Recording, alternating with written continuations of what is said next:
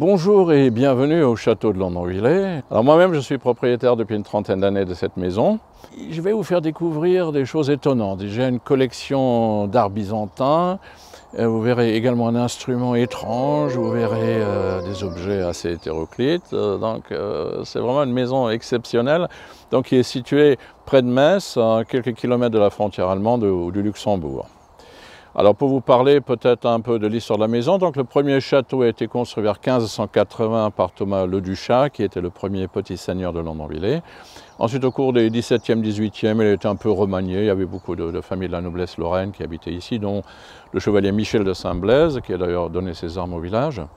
Et ensuite, comme vous le savez, c'est la Vilaine-Guerre 1870-71, où l'Alsace-Moselle devient Reichsland, terre d'empire, est annexé par Guillaume II. Et Guillaume II achète à ce moment-là le château d'Urville, qui est à quelques kilomètres d'ici, en 1890. Et en 1891, une de ses connaissances, le docteur John von Haniel, qui était Landrat, une sorte de préfet dans la Ruhr, achète donc ce château, parce que c'était bien vu pour les notables allemands de s'installer sur les terres nouvellement conquises. Et donc achète ce château qui ne ressemblait pas du tout à ce que vous voyez là. Et ensuite, à partir de 1904 et jusqu'à 1906, il le fait transformer par Bodo Eppard. Bodo Eppard qui était un peu le Viollet-le-Duc allemand, qui reconstruisait les châteaux en Allemagne, donc un peu comme Viollet-le-Duc en France. Et le propriétaire voulait avoir son château fort, il voulait avoir son petit Haut-Königsbourg. Et ceci dans la pierre qui n'est pas une pierre des Vosges, c'est pas du grès des Vosges. Alors il voulait la pierre de sa terre natale, d'Allemagne du Nord, de la région de Paderborn. Donc il a fait arriver en train tous ces blocs de pierre pour construire son fantasme, je dirais, de grand enfant. Donc un endroit plutôt poétique, comme vous allez le voir. Je vais vous faire découvrir l'intérieur. Nous allons entrer dans le jardin d'hiver.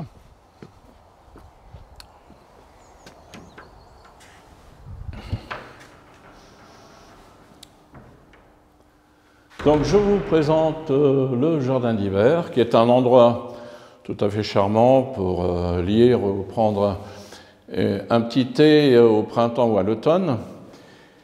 Alors ce que vous voyez ici, c'est ces traverses en acier. Alors on voit que c'est une architecture quand même moderne. Alors pourquoi? Parce qu'effectivement c'est un château quand même, ce que nous voyons là, début 20e. Et il y avait ici une voûte en stuc jadis, mais faute d'étanchéité, elle s'est gorgée d'eau. C'était avant mon époque, et bien sûr est tombée. Mais c'est intéressant, vous voyez ce mélange d'architecture très moyenâgeuse et avec des éléments tout à fait modernes. On a ici deux marbres de Carrare. Sur la gauche, nous voyons Hercule au fond de la grotte, de l'enfer en fait, avec le salut des mineurs allemands Glück auf, donc bon retour, bonne remontée, qui symbolise les travaux de la mine. Et ici à droite, nous avons Vulcain avec le cyclope, qui représente les travaux de la forge. Donc mine et forge, origine de la fortune de la famille Haniel. Je vais vous faire découvrir maintenant les grandes salles, la grande salle des chevaliers, et comme vous pouvez le voir, qui est tout à fait monumental, avec l'aigle impérial en clé de voûte. Alors, ici, vous avez le vaisselier de l'époque Haniel. Alors, ce bar a été construit par mes prédécesseurs, dont la principale occupation était de faire des libations ici. Donc, voilà, c'était important pour eux, mais heureusement, avec des éléments de boiserie du château ancien, donc on l'a laissé, c'est bien pratique, et des fois, comme bar champagne, si on fait un petit concert. Voilà, nous avons ici les écussons de beaucoup de dynasties allemandes sur les vitraux. Alors, John von Haniel, son titre de noblesse, il l'a eu seulement en 1899, et on pense qu'il voulait en fait se rattacher un peu aux grandes familles allemandes. Alors, il y a une jolie histoire. Alors, on dit que l'empereur n'est jamais venu là, parce que son château impérial de Courcelles-Chaussy est en fait bien plus modeste que le château de M. Haniel. Alors c'était une petite guéguerre de jalousie, un peu, ça nous rappelle un peu Fouquet peut-être, mais ça c'est bien terminé quand même, chez Fouquet un peu moins. Et donc il y a eu une petite jalousie et le Kaiser appréciait moyennement M. Haniel. je vais vous montrer un détail d'architecture très intéressant qu'on ne voit pas au premier regard. L'architecte a intégré ici des grandes portes coulissantes. Voilà, en chêne allemand, c'est solide. Et c'était pour séparer les espaces. Alors pendant que les messieurs parlaient peut-être d'affaires et de guerre, dans la grande salle, les dames pouvaient se retirer pour une petite liqueur dans notre salon de musique. Avec quelques tableaux, nous avons par exemple ici Charlemagne, qui ne devait pas manquer ici, également Saint-Firmin. Donc ce sont des tableaux qui ont été peints par un nommé Kwiatkowski, qui était un peintre polonais, donc ami de la famille Chopin. Nous avons ici un piano qui est intéressant, un piano Erard, qui est en fait le piano jumeau du piano de Richard Wagner, qu'il avait à Venise, au palais Vendramin. Et le piano que vous voyez de nos jours à Venise n'est plus du tout le piano original. Donc ça, c'est vraiment le piano jumeau de Richard Wagner, qui est arrivé chez moi par des voies détournées. Et Wagner, d'ailleurs, disait qu'il est arrivé à lui comme le signe du Graal. Et puis, c'est exactement de la même façon qu'il est arrivé chez nous. Alors, je voulais, en parlant musique, vous faire découvrir quelque chose d'exceptionnel, qui est ce chose ici. Alors, devinez peut-être ce que c'est. Ben, c'est un instrument de musique. Alors, c'est disons, c'est un peu le prédécesseur du synthétiseur. C'est le seul instrument de musique classique inventé au XXe siècle par l'ingénieur russe Léon Termin ou Térémine. Et la particularité, ça se joue sans le toucher. Je vais peut-être vous jouer quelques notes. Alors, il faut qu'il préchauffe un peu.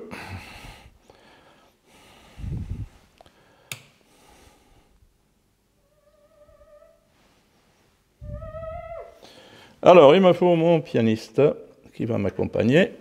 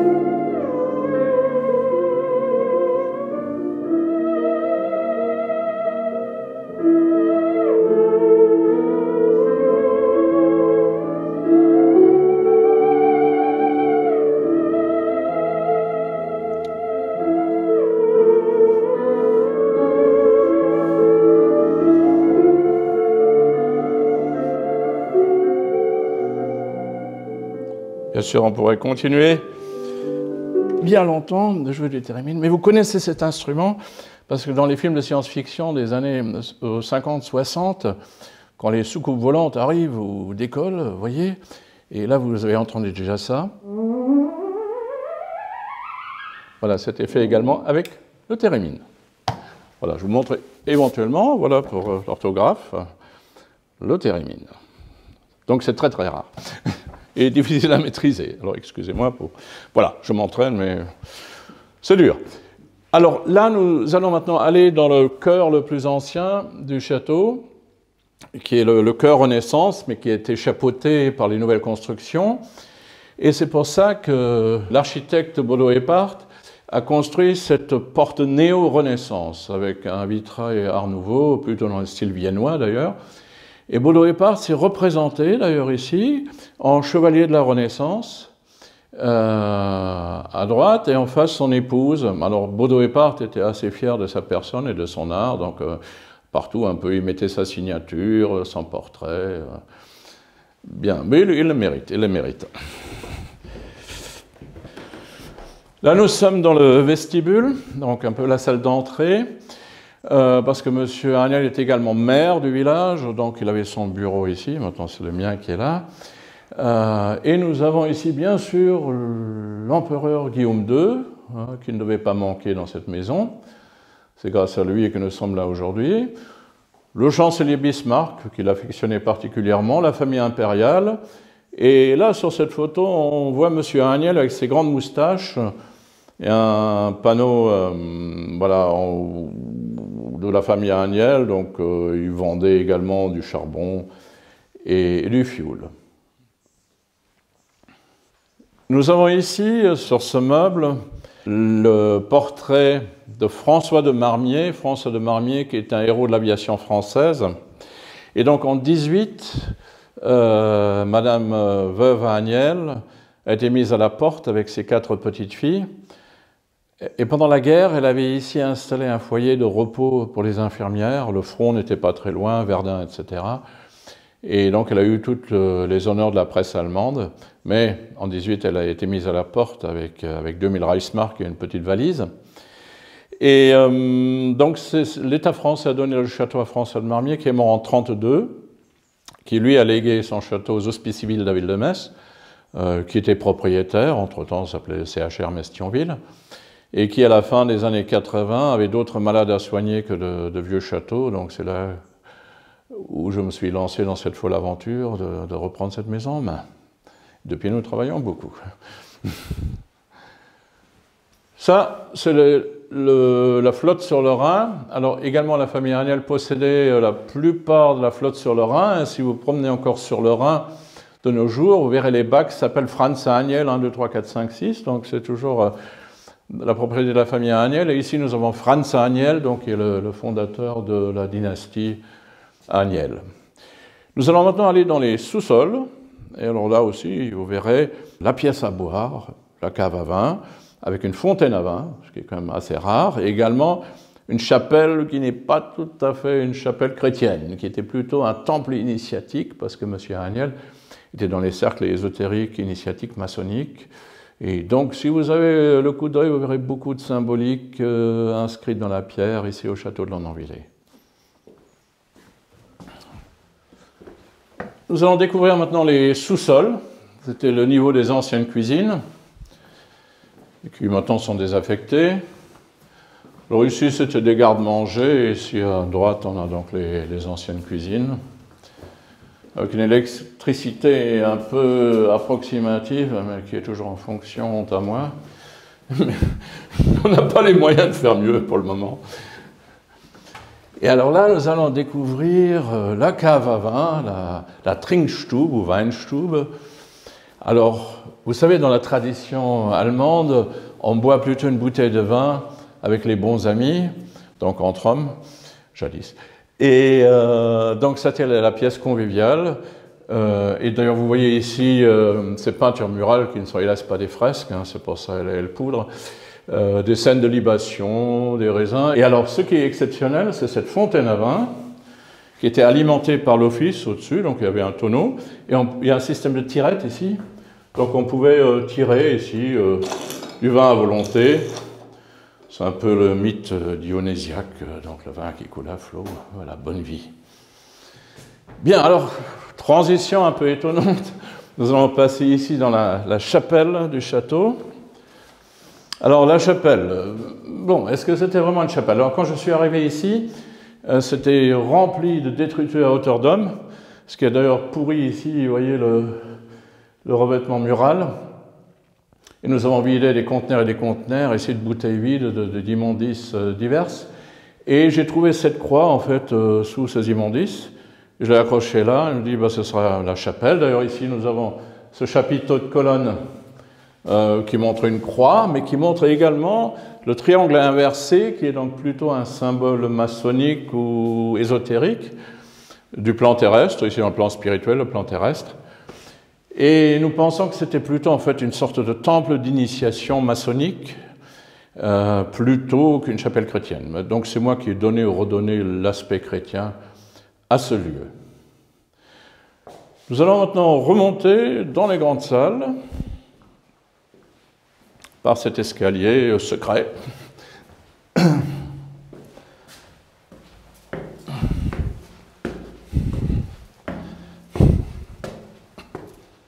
Alors là, nous allons maintenant monter dans le donjon, tout en haut, voir la collection d'icônes anciennes, donc d'art byzantin et russe.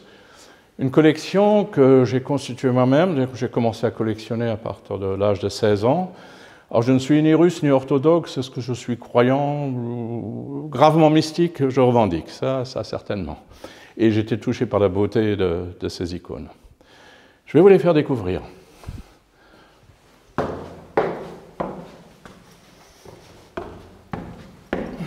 Une grande grille ici pour bien protéger, bien sûr, parce qu'il y a quelques trésors qui vous attendent. Voilà, nous sommes maintenant au sommet du donjon, ça se mérite, hein, il y a quand même quelques marches à monter. Nous sommes ici dans l'ancienne bibliothèque du château, qui abrite maintenant la collection d'icônes anciennes, donc d'art byzantin et russe, et dont la plus ancienne est de 1450, et ça va jusqu'à la Révolution russe en 1917. A priori, c'est la plus grande collection privée d'icônes anciennes en France, voire en Europe, et il y en a encore quelques-unes de plus dans les réserves.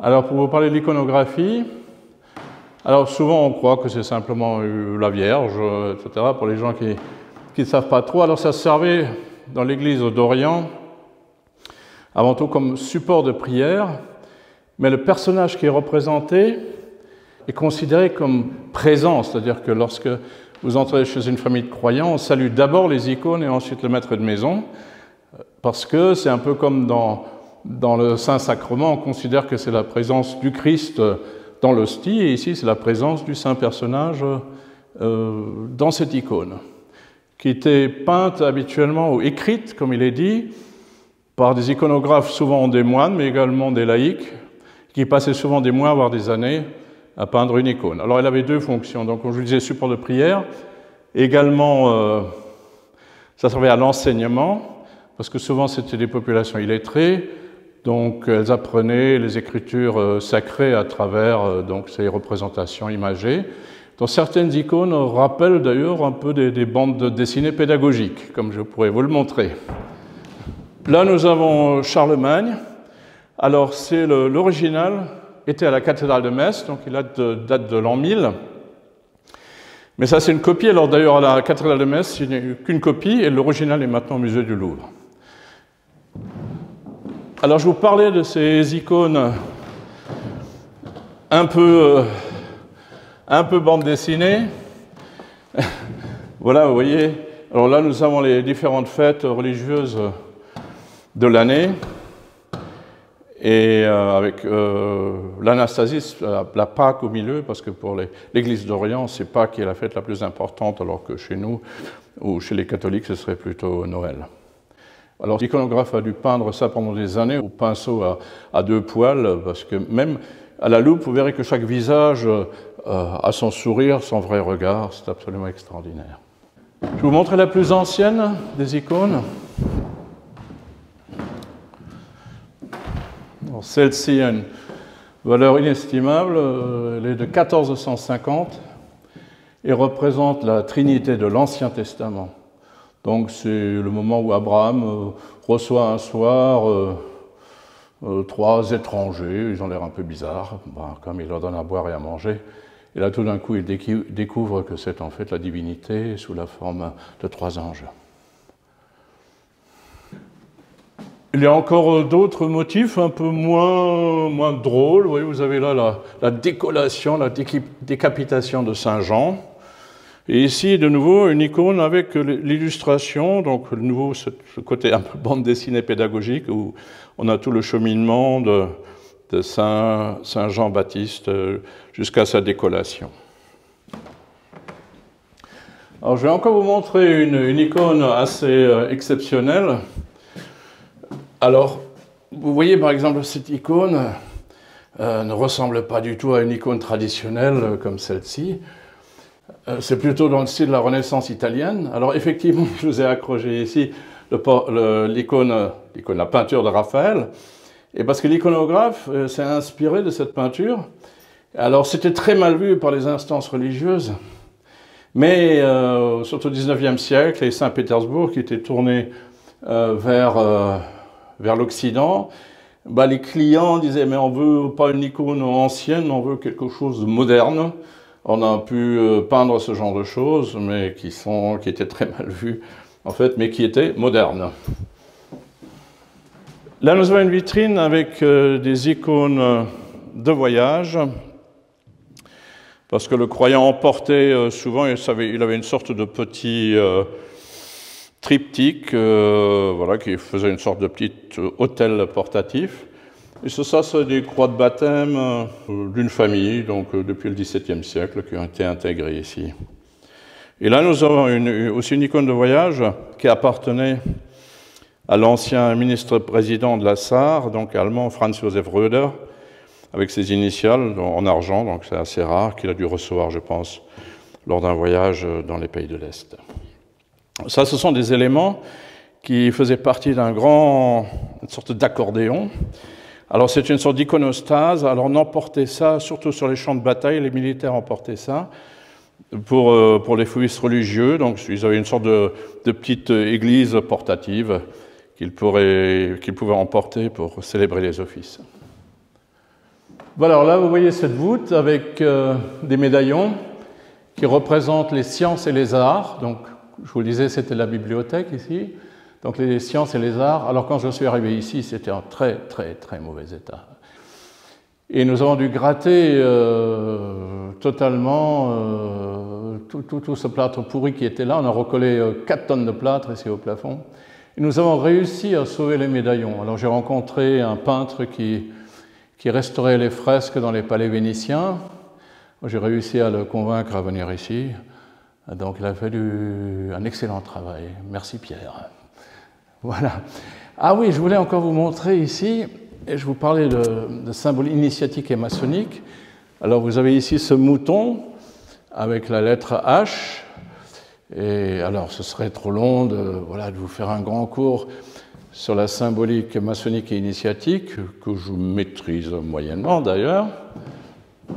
Sur chaque élément, ici, vous avez un autre symbole. Alors ici, c'était totalement effacé de ce côté-là. Alors mon restaurateur qui a travaillé là m'a dit, écoutez, il faudrait quand même vous immortaliser un peu dans ce château. Donc parce que tout était effacé ici par l'eau qui était entrée. Donc il a mis mes initiales et la date 1993, donc date de mon arrivée ici au château. Alors je voulais encore vous montrer quelque chose. Alors ça c'est très privé, normalement je n'emmène jamais personne parce que c'est mon refuge privé, mais je vais vous le montrer.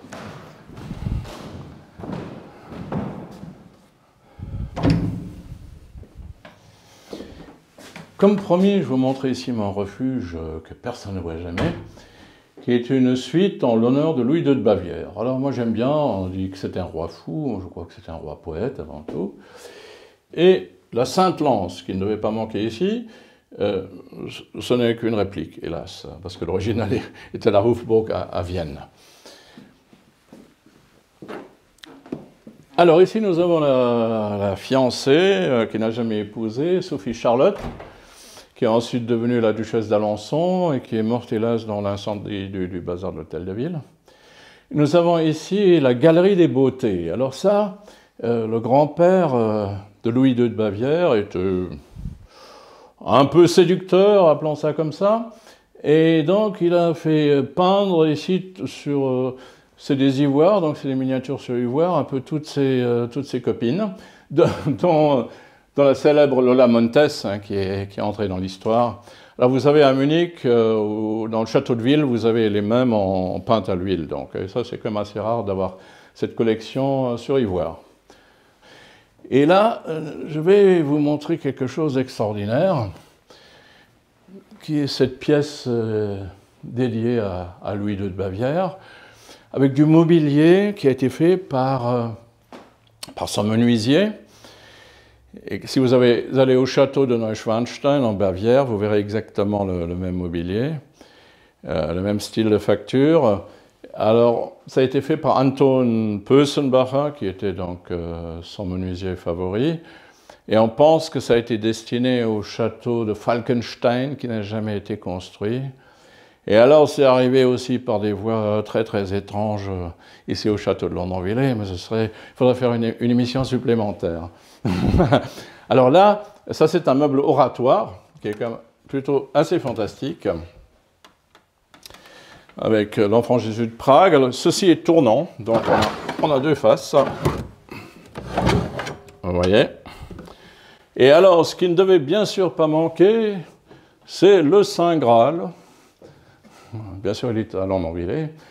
Alors, c'est une réplique qui a été faite à Bayreuth, donc le temple wagnérien au XIXe siècle. Le Saint Graal. Alors, ce lit est vraiment extraordinaire. Donc, vous voyez, c'est la naissance et la mise au tombeau. Alors, est-ce qu'on peut y dormir? Peut-être y méditer ou y mourir. Mais pour dormir, c'est pas tout à fait adapté. Alors, on a ici, bien sûr, le masque mortuaire de Louis II de Bavière, et à côté Wagner, et également une réplique de son service de toilette qui a été fait il y a de très longues années par Villeroy et Boch. Ils ont fait une petite réédition, donc je suis très content d'avoir aussi pu acheter ça pièce par pièce. Nous avons également ici des reliquaires, alors ça aussi, pour compléter les icônes, j'aime bien les reliques. Je me sens protégé par elles, voilà, elles sont censées être miraculeuses, et ça peut toujours servir. Et on peut prier pour avoir des subventions aussi, moi ça ne marche pas très bien. Voilà, ça c'était mon petit refuge secret. Ne le répétez pas. Voilà, on va ressortir. Merci d'avoir partagé avec moi la visite de ma maison, somme toute un peu exceptionnelle, mais privée. Cependant, j'ai une page internet, vous tapez Château de Londonvillers et puis vous la trouvez. Ou Journée du patrimoine, vous pouvez venir voir la maison, et également pour les groupes. Et je veux à nouveau ouvrir aussi pour l'individuel, mais vous trouverez les informations sur internet. Alors, ceci, oui, c'est un peu hétéroclite pour un château. Alors, c'est un peu ma vie secrète, là aussi, ne le répétez pas, je suis guitariste de blues rock également. Hein, donc, ouais. Alors on pense que peut-être un châtelain fait que de la musique classique, ben non. Bien, mais écoutez, bienvenue, hein, si vous passez dans la région, je suis très content de vous accueillir et nous verrons encore d'autres détails que vous n'avez pas pu découvrir aujourd'hui. Plein de bonnes choses à vous.